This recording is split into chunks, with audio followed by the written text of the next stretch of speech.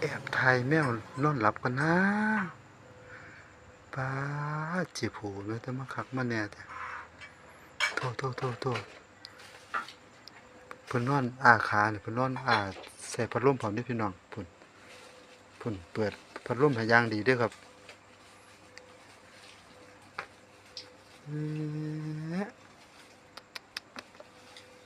ท้องนึกไข่ใหญ่คักแต่บาดนี้ตายป๊